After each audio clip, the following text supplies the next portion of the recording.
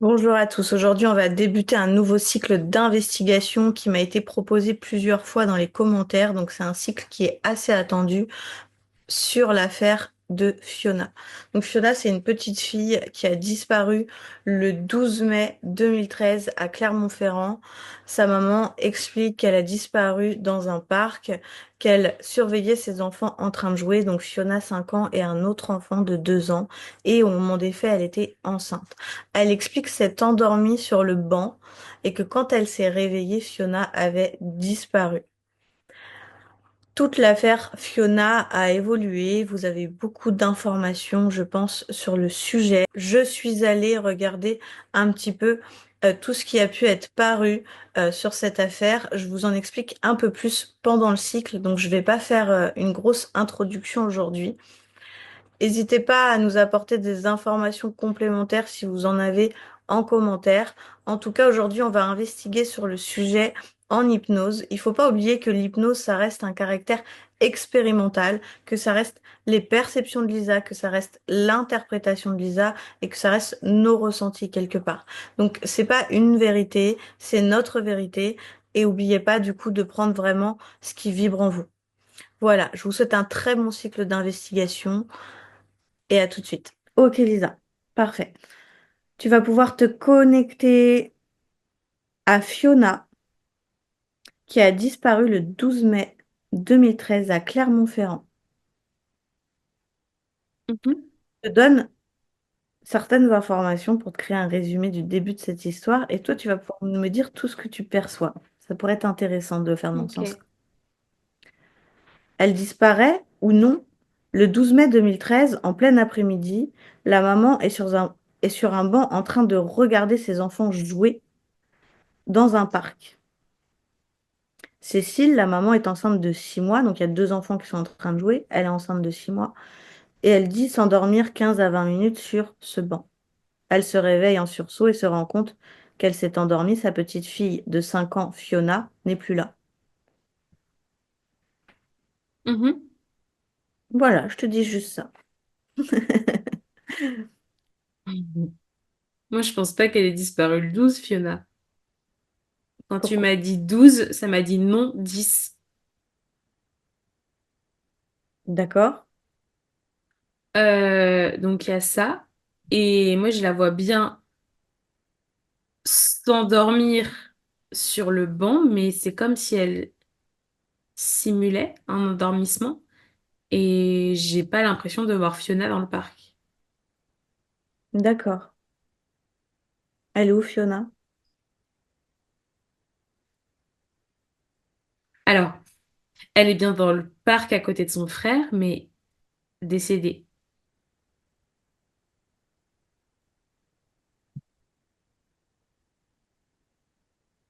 Donc c'est sa partie subtile, c'est son Ouais. naissance, c'est Bah, son...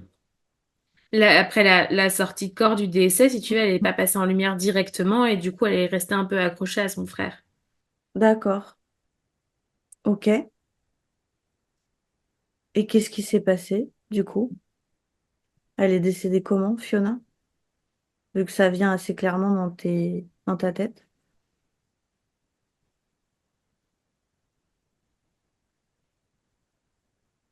J'ai des sensations de nausée. Je me sens hyper vaseuse, comme si j'étais shootée, tu vois, comme si t'avais pris trop de médoc ou un truc comme ça. J'ai un mal de tête hyper fort. Hmm. Ok. Est-ce que Fiona,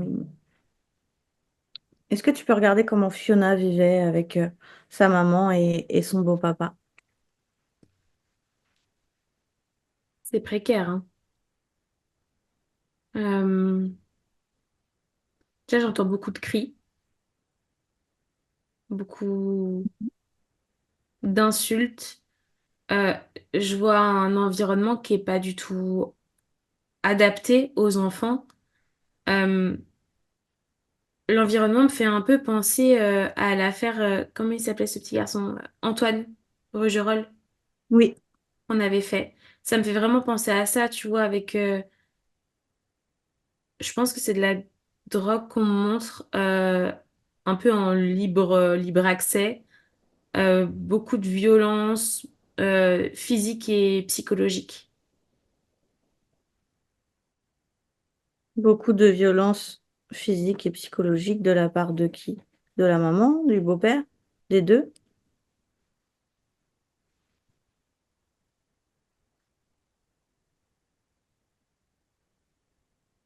Euh, des deux, mais je sais pas pourquoi j'ai la sensation que le physique est plus du côté de la maman. D'accord.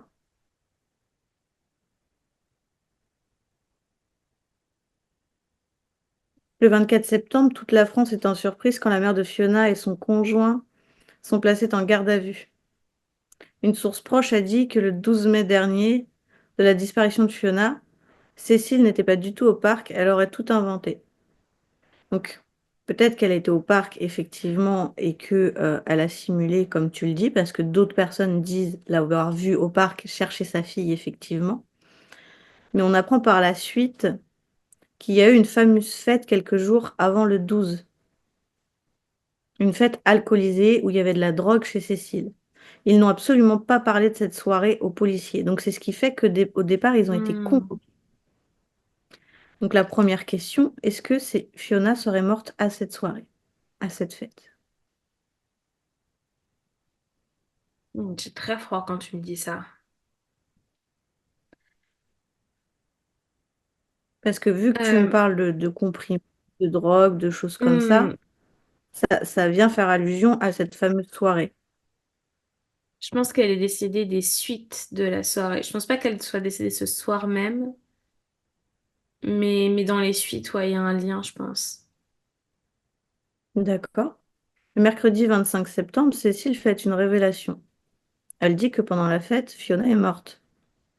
Parce que son conjoint, Berk Maclouf, l'aurait frappée à la tête à plusieurs reprises. Maclouf Ok. dément et dit que c'est Cécile qui avait l'habitude de frapper Fiona. Et le lendemain de la fête, la petite fille a été retrouvée morte étouffée dans son vomi.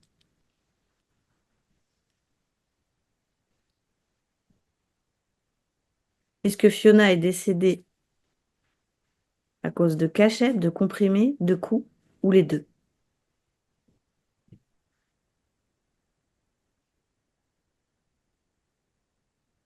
Je Parce que tu les vois.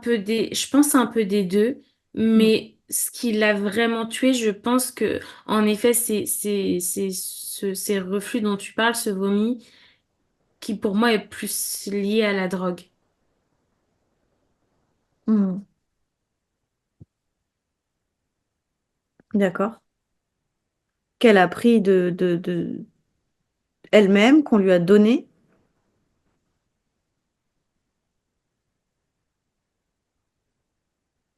Hum, c'est hyper entêtant en fait. Je Mhm. suis vraiment à l'échelle de Fiona là, donc à sa taille, et il y a toute cette fumée autour de moi, tout ce bruit, Euh, et c'est hyper déstabilisant. Je pense qu'elle l'a pris elle-même. Je pense qu'elle l'a pris elle-même. Je pense D'accord. pas qu'on lui ait donné. Et pourquoi ça faisait plusieurs semaines que Fiona vomissait, qu'elle allait mal, qu'elle faisait plus d'activité? On voyait que sa maman lui maquillait un hématome sur la tête. Il y a beaucoup de gens qui disent que Fiona, plusieurs jours avant son décès, elle était toute pâle, toute blanche. Qu'est-ce qui s'est passé?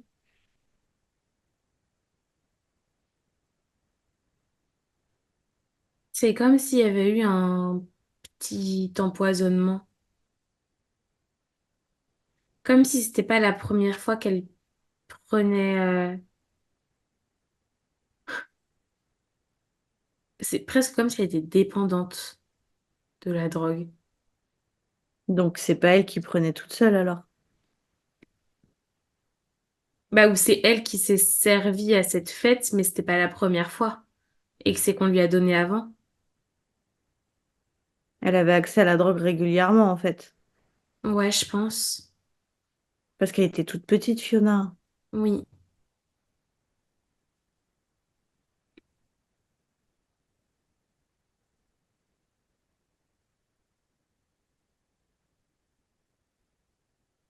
Il y a certaines théories de certaines personnes qui diraient que Cécile ressemblait de plus en plus à son père et que Fiona ressemblait de plus en plus à son père et que du coup Cécile ne pouvait pas encadrer sa fille. Qu'est-ce que tu perçois sur le sujet? Pour moi, la mère, c'est quelqu'un qui est assez torturé, hein. Je pense qu'elle n'a pas eu un chemin de vie très facile. Euh, Elle a enchaîné un peu les galères et les complications. Et du coup, c'est quelqu'un qui est assez perturbé. Euh, je sais pas si c'est un lien avec le père, mais c'est. Je pense que le fait, par contre, que Fiona ait été une petite fille est pas anodin. Comme si elle n'aimait pas le fait d'avoir une fille. Presque comme si elle n'aimait pas sa fille. Il y a une sorte de dégoût, en fait, d'avoir engendré une fille parce que c'est faible. D'accord? Est-ce que Fiona, elle a coupé avec ça? Est-ce qu'elle est passée en lumière? Elle est bien en lumière, ouais. D'accord. Et Euh, elle a coupé avec tout ça pour ne plus répéter. Est-ce qu'elle a conscientisé qu'elle s'incarnait et qu'elle expérimentait ce qu'elle souhaite, afin qu'elle récupère tout son libre arbitre? Elle a pas coupé avec sa maman parce qu'elle veut, enfin, et même avec son frère, parce qu'elle veut pas abandonner, elle veut pas abandonner sa mère, en fait. Mhm. Alors, on ne parle pas d'abandonner, on parle d'aller couper les liens qui font qu'aujourd'hui, les schémas se répètent. On peut avoir Mm. expérimenté une incarnation avec des personnes qu'on a tuées, qui nous ont tués, et c'est le cas pour toi comme pour moi. On a plein de gens de qui on est très proche dans nos vies avec qui on a eu des incarnations horribles, mais pour autant, le lien évolue. Nos âmes évoluent dans nos expérimentations. Mais quand on répète des incarnations avec des personnes avec qui on a subi, mais qu'on ne coupe pas, qu'on ne travaille pas à la source, bah, quelque part, il y a une tension dans le lien. On Mm. vient répéter, où il y a des conflits, où il y a de la trahison. Après, c'est propre à chacun, hein, je ne vais pas tout citer, mais c'est vraiment comprendre ça. On ne vient pas couper un lien ou se détourner d'une âme si on ne le souhaite pas. Encore une fois, on a notre libre arbitre. Mais le but, c'est de comprendre pourquoi on expérimente ça avec cette personne et qu'est-ce qui a besoin d'être vu, coupé ou retraversé. Donc là, c'est un peu le même cas pour Fiona. Elle n'est pas obligée de couper ces choses-là. Le but, c'est de retourner à la source de pourquoi aujourd'hui elle expérimente ça avec sa maman. Et est-ce que Mm. dans la prochaine incarnation, elle a envie de répéter ça? Non, elle veut plus. Elle veut plus répéter, elle veut avancer. Tu vas pouvoir lui apporter ta bulle de connaissances. C'est une bulle dans laquelle on met toutes nos connaissances à moi, Elisa, et qu'on partage aux parties subtiles qui traversent, qu'on perçoit et qui ont besoin d'aide quelque part. Mais Mm. ces bulles permettent aux parties subtiles quelque part d'aller se décharger et retravailler sur soi. Et aussi récupérer peut-être, aujourd'hui, ça serait intéressant d'aller récupérer les parts émotionnelles que Ouais, Fiona a complètement. sur Terre. Mm. Des parts émotionnelles, c'est des fragments d'énergie quelque part qui se détachent de nous et qui restent coincés dans des endroits où on a subi des traumatismes, que ce soit dans notre vie actuelle ou dans d'autres temporalités. Et du coup, c'est des parts qu'on récupère parce que quelque part, ça vient influer dans votre corps d'une manière ou d'une autre. C'est un peu comme ça qu'on fait en session individuelle.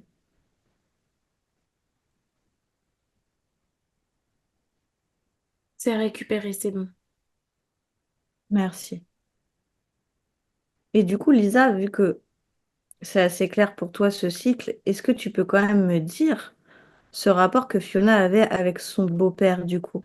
Parce que beaucoup de personnes, même extérieures à la maman et au beau-père, se renvoient la balle. Beaucoup de gens disent que Fiona courait dans les bras de son beau-père quand elle sortait de l'école et que du coup, c'est pas possible que cet homme ait fait du mal à sa belle-fille et du coup, c'est la maman et d'autres expliquent totalement l'inverse. Mm. Euh, pour moi, cet homme-là, il est aussi dans une certaine violence vis-à-vis de lui-même et vis-à-vis de l'extérieur. Même dans leur couple, je pense, on dirait que c'est assez conflictuel, tu vois, même peut-être des fois en venir jusqu'aux mains. Maintenant, en ce qui concerne Fiona, pour moi, il y a une sorte... c'est vraiment le thème de l'ambivalence aujourd'hui. Il y a une sorte à la fois de douceur, de protection, et par moment, alors du coup, c'est peut-être au moment aussi où il est dans un état second, il y a des drogues, il y a de l'alcool, etc. Je le perçois très détaché, et du coup, parfois dans une sorte de, j'ai envie de dire de violence involontaire, dans le sens où il va la repousser un peu violemment, etc., tu vois. Il la frappait Mais il y a pas. quand même quelque chose de sec. Mais il la frappait pas. Je pense que c'est déjà arrivé qu'elle se soit pris une baffe ou deux. Mhm. Mais tu vois, quand on a parlé de la violence tout à l'heure, c'est vraiment la maman qui s'est présentée en première. D'accord. Euh, je- la maman, pour moi, c'est aussi plus ancré parce que c'est, pour moi, il y avait de la violence psychologique aussi beaucoup entre la maman et la fille. D'accord. Du coup, l'hématome qu'il y avait sur son visage, c'était la maman qui l'avait fait.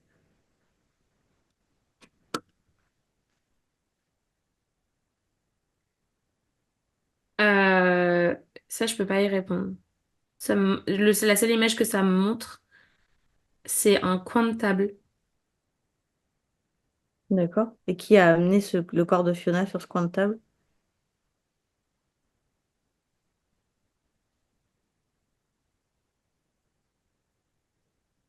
Euh, Bah, les deux. Je crois que ça a été accidentel. En fait, je les vois se disputer et justement, je les vois pousser Fiona et Fiona est tombée. D'accord. Ok. Ok. Maintenant qu'on a vu tout ça, j'aimerais bien qu'on s'intéresse au corps de Fiona. Ils auraient enterré le corps de Fiona dans une forêt de l'Auvergne. Est-ce que tu perçois où est son corps? La mère dit que, en gros, elle se rappelle pas du tout où ils ont pu enterrer le corps. Et il y a d'autres personnes qui parlent du lac Eida. Je sais pas si je le dis bien, mais j'aimerais que tu me dises ce que tu perçois là-dessus. C'est dans les montagnes du sud de Clermont-Ferrand. J'ai encore super froid, des gros frissons. Euh, Quand tu vas parler du lac, ça m'a fait des gros frissons. Donc, elle est peut-être pas très loin du lac, mais je l'aperçois pas dans l'eau pour autant, je crois pas. D'accord. Euh, Je pense qu'en fait, ils se sont aussi creusé la tête de savoir où est-ce qu'ils allaient la mettre.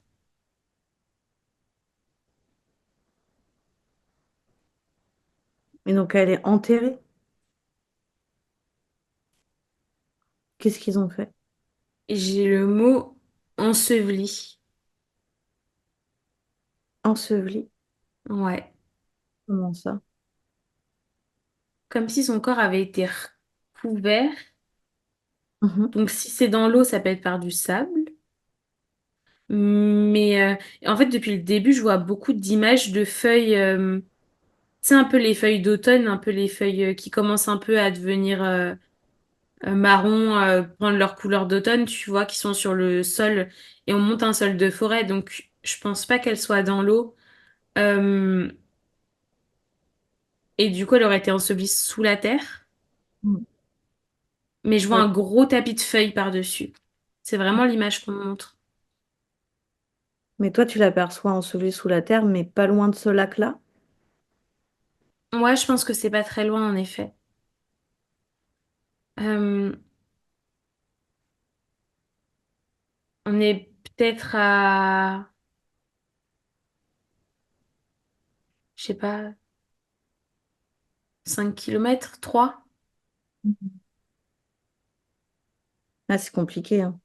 Ouais. Et les forêts, ce qui est compliqué, c'est que bah, tout se ressemble un peu. Donc pour trouver l'endroit précis, c'est vrai que c'est pas simple, quoi. Ça, à part te prendre un lieu connu de l'endroit et puis te demander à peu près à combien de temps t'es. Un lieu dit, machin, là, c'est plus facile, mais Mais ouais, c'est pas, Quand c'est t'es un avec peu d'autres. compliqué en forêt de situer exactement.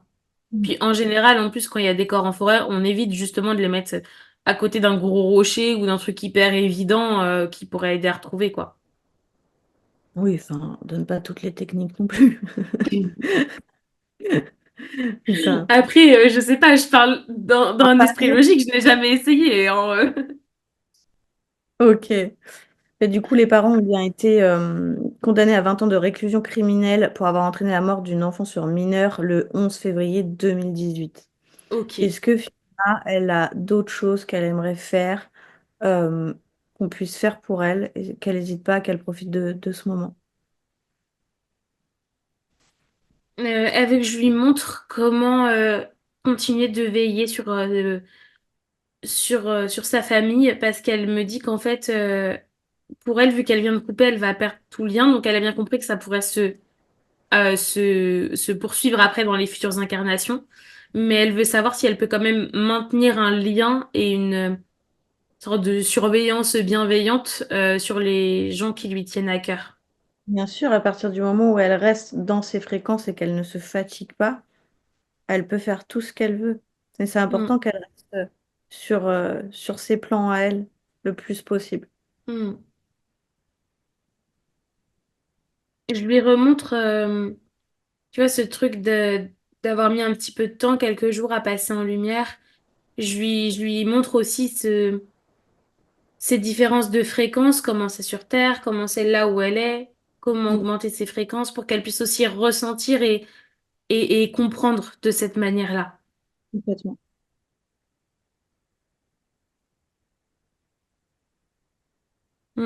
C'est bon pour elle.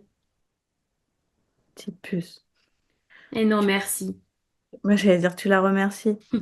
Oui, elle me Tu fait lui des gros bisous. dis bien avant de partir que toutes les consciences qui viendront à elle, que ce soit des anges, des thérapeutes comme nous, qui que ce soit, il faut qu'elle scanne l'intention et l'ADN. Elle laisse Mm, approcher si elle a envie de laisser approcher. mm.